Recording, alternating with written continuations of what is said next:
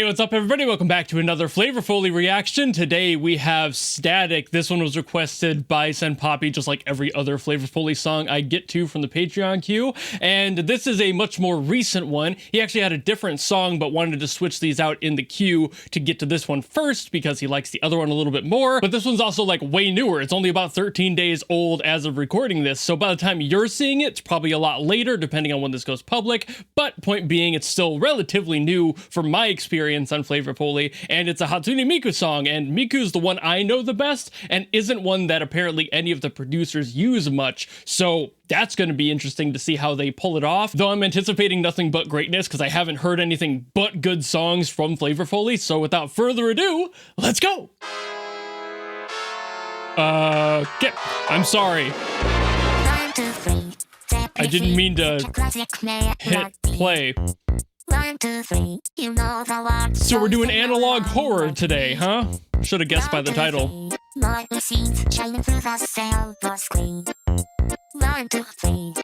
It's so cute for now.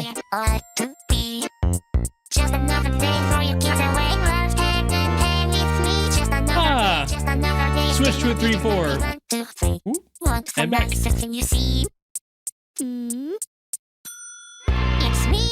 The world you know, always running to and fro, a frightful place to be. But don't be scared. I'm prepared for whatever you got. So just don't touch the dial and stay here a while with me. Alright.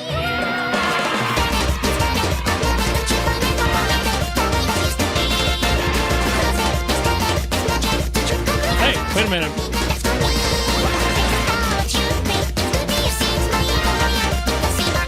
I mean, I'll stick around if this one is gonna sound like.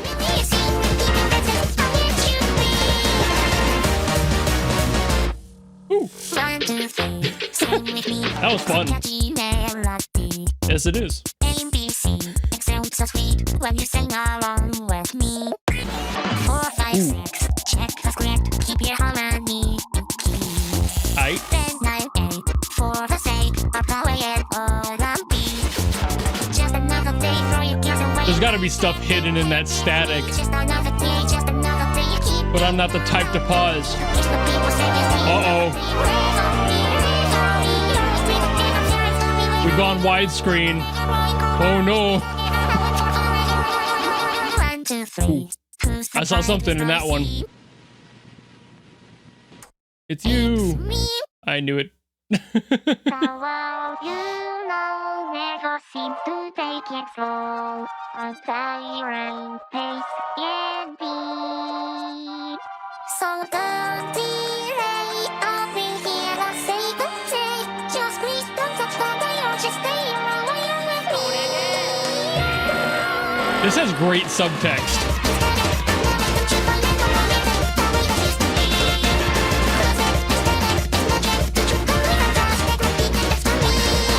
I'm vibing.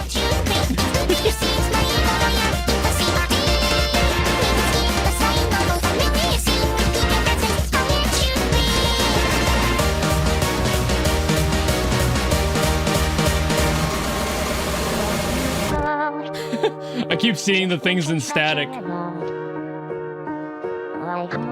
want to pause and see what they are.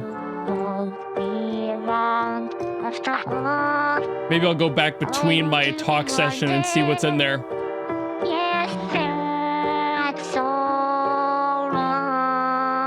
Ooh. A little jazzy vocal section there. Love that.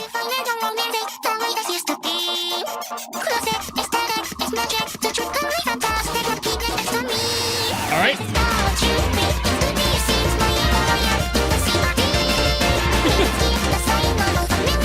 I should feel threatened, but I'm just vibing, dude.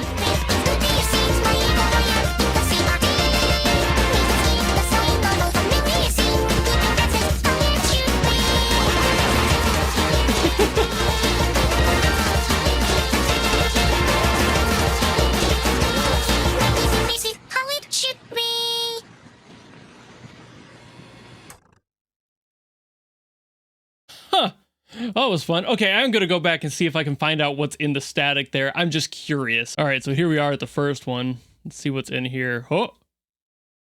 Oh, oh no. What on there? She's just spinning around. Okay, maybe. Yeah, all right. Nothing else hidden in this one? Oh. Nope, there is. Was she like crying in that one? All right, here's the next set. Whoop. Okay, this is just conga line. Oh. Okay, threatening aura. Understandable. A little hyper realistic for this art style. The fucking balloon thing. All right.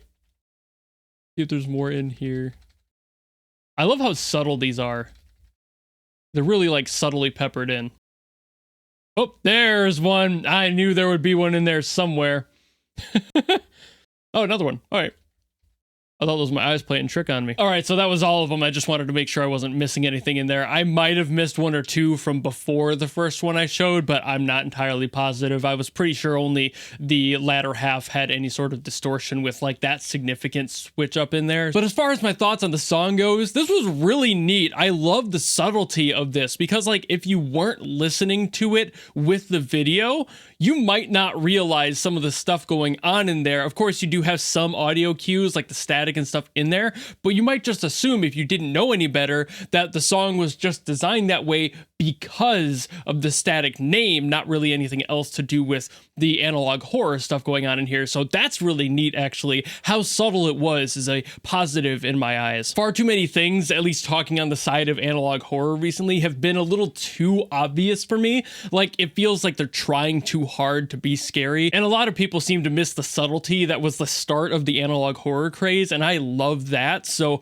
seeing that be brought back in this way is really fun. I do love the cutaways that they had because they were just there really in and out really quick and get them done. They didn't focus on anything or devolve and distort to the point where it was just nothing but that, because that would have made it worse in my opinion. The subtle approach actually reminded me a lot of the Doki Doki Forever song from the DDLC stuff. That was a little bit more of that like analog horror vibe that I like, where it was subtle, and with the song you could obviously tell there was progression in it, but it didn't oversaturate it and made it feel a lot more interesting by the time you reach the end and you're like, are we in a bad situation? It makes you question it, which is, in my opinion, a much more appropriate and a much more effective way of doing this sort of song. But I also kind of like that they started it with just that still frame of her right up close to the camera, just to let you know what this song is going to be about. You could have removed that and it would have been just as good, but I appreciate that they started it with that just to give you like a very minor jump scare in the beginning. It didn't get me, but I could definitely see that being like, Jesus Christ, to some people who are a little bit more jumpy than I am, but I do appreciate that inclusion just because it does kind of set the scene for people who aren't as aware of this genre of horror and that approach that they may have. So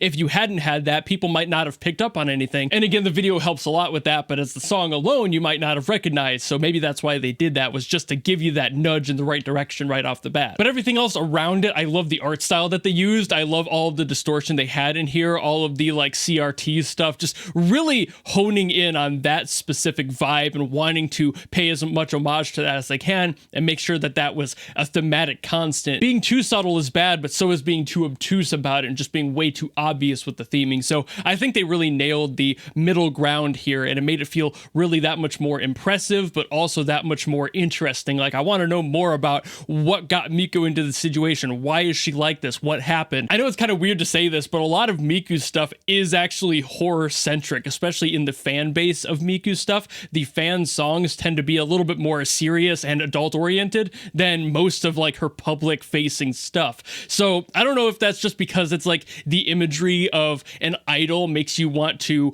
kind of see what the opposite side of that coin is. I feel like that's probably the pull and appeal to that, but it's something that's so constant and synonymous with Miku at this point. The fact that her fan base and the music deals with dark darker subject matters, not just analog horror stuff, but we're talking like straight up murder. You know, like there's so much stuff that gets so deep and dark into the psyche of Miku and like what could go wrong at any moment in her scenario. So it's just an interesting thing to visit and kind of dig around that rabbit hole and see what else is in there. But I like that they added to it with this one. The art style is really adorable. I love that they did that. And I love that they threw in little things like that one that was a lot more realistic, at least again in her art style, that this is like, ooh, that shouldn't be here. It immediately sends you that like the trigger in your mind of just like, that's wrong. I don't like it. Uncanny Valley, get that out of here. You know, like even in the split frame that was in there, I saw that and I already was like, ooh, okay, that wasn't supposed to be there. So I went back to see what it was. That's the sort of thing you want to pull out of these sorts of songs and these sorts of visual projects.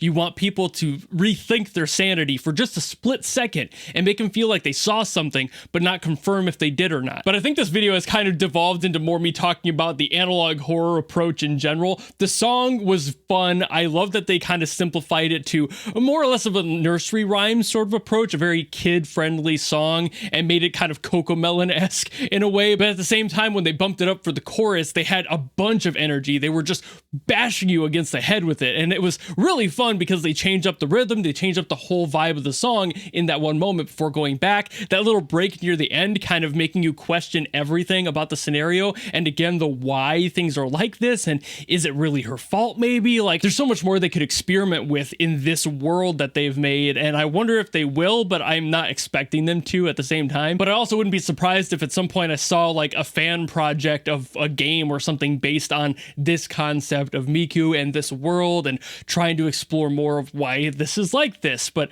I also don't know if Flavor Foley's quite that popular, so maybe we won't see it. But also, like, this has 2.5 million views in 13 or 14 days, so I'm expecting a lot of people have seen this, and that analog horror approach is definitely what made it a more viral song for them. And I'm happy that they're getting more viewers on stuff because, God, their music is so good. And this one, just like all their other stuff, even though this is a different approach to music, I love what they're doing with this.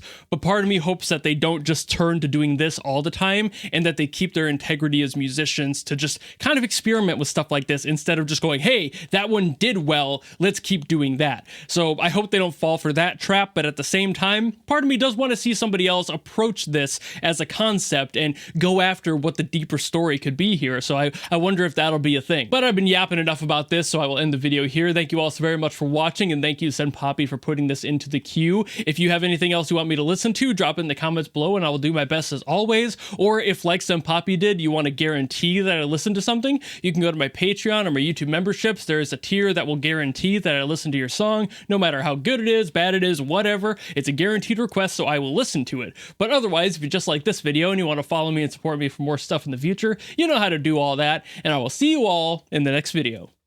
Goodbye!